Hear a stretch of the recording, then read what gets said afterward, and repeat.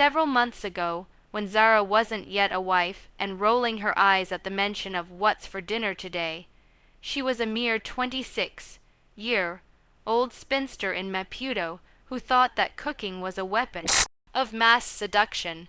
If you're new, please subscribe to our channel, like this video, and don't forget to share it with your family and friends. Also, let us know where you're watching from. If there was anything her older cousins taught her, it was that the men who eat your food too frequently begin imagining you walking down the aisle in a white dress. But Zara never even thought of herself as a kitchen princess initially. She wasn't that kind of girl who would peel cassava blindfolded or fry fish without jumping hot oil like bullets. But all that changed when she met Tunde. Tunde wasn't the type of man you could lure with makeup and selfies alone. This man was a food lover just like some men were football lovers.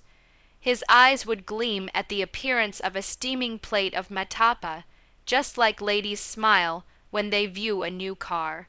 He was 32, as constant as a tree planted alongside the river.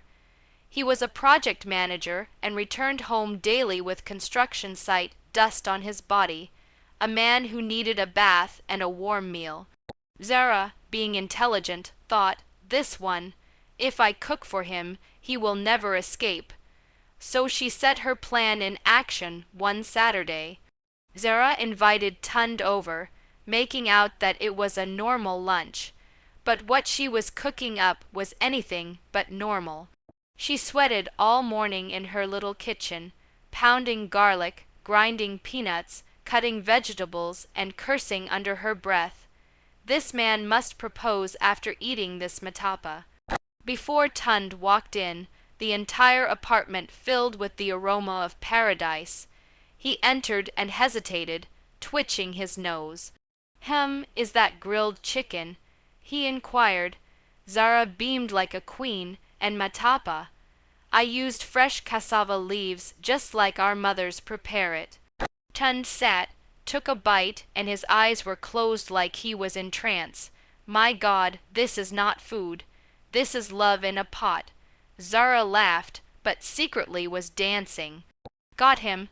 Tunde became a regular visitor from that day. It was suspicious the way busy he seemed to be at work, yet still found time to show up at her door around lunchtime. And Zara, the master planner, kept upping the stakes. One day she made coconut rice with piri-piri fish. It was so delicious that Tunde licked his fingers. Another day, it was yin, a porridge with roasted peanuts and honey. She didn't even let him clear the plate. She just wanted him to associate her with comfort, flavor, and zero stress. "You're spoiling me," Tunde once said, leaning back and patting his stomach. Zara tilted her head. "Is that a complaint?" "Never. If you keep cooking this way, I may marry you tomorrow," he teased. Zara's heart skipped a beat, but she forced a laugh. "Be careful what you wish for. I may hold you to it." Tunde started bragging about Zara to his friends. "This one is not like the modern girls who eat chips and soda. She prepares fresh food daily. She's wife material." But while Zara enjoyed cooking, she knew deep down that cooking every single day was not sustainable. There were nights she just wanted to order pizza and sleep without washing a mountain of dishes. "This cooking thing is exhausting," she'd say to her friends.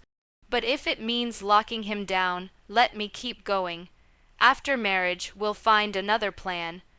Her friend would chuckle. "Zara, you're playing with fire. Don't begin what you can't complete."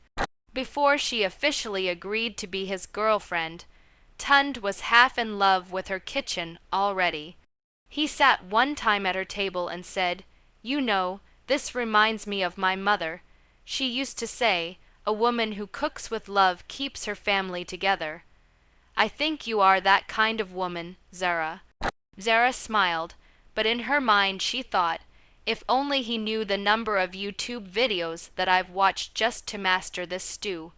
So, When Tunde asked her to marry him, it was no surprise. It was the inevitable result of numerous plates of immaculately seasoned matapa, grilled chicken, and coconut rice. One Friday night, he sat at her table munching on fried fish. He was so hungry that he almost wept. If I don't marry her now, some other man will eat this fish and whisk her away, he told himself, so he cleared his throat. Zara, yes, love, do you know you are the best cook I've ever met? She laughed. Tunde, stop it. You say that every week. I'm not kidding. Every time I eat at your restaurant, I feel like I'm home. I want to feel like that for the rest of my life. Will you marry me? Zara was paralyzed.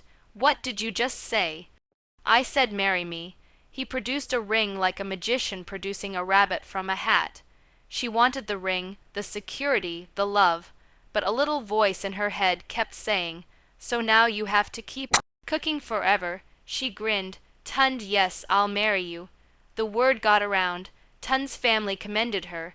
His mother, Mama Tunde, tasted her matapa and almost passed out with joy. Her father must be rich. This girl is a blessing. I can see why my son is shining like new money. Zara, you will prepare fresh food daily and make my son healthy. Zara politely laughed but inwardly said to herself, daily. Did I sign an agreement somewhere? Even Tunde's sister Bissy, normally doubtful of his girlfriends, was impressed. Zara, women like you don't come by every day. You've set the bar too high. I hope you're ready for the marathon. Marathon? Who is running a marathon, please? She thought even the negotiations of the loa involved her cooking during the wedding preparations. For a woman who cooks like this, 10 goats are cheap, said Tunde's father. Zara was treated like a matapa machine. After the ring is on my finger, I will relax. I'm not a restaurant, she told her friends, but she knew the trap she'd set. Tunde had fallen in love with the image of her as a fresh food, everyday kind of wife, and she wasn't sure how to explain. She was only human, not a stove with legs. On the wedding day, every speech mentioned her cooking. No man ever leaves home when the pot is always full. Tunde's uncle said, that night, Tunde whispered, I can't wait to build a life with you. A home with love, laughter, and always fresh food. Zara smiled, kissed him, and said, of course, love. But inside she thought, we'll see.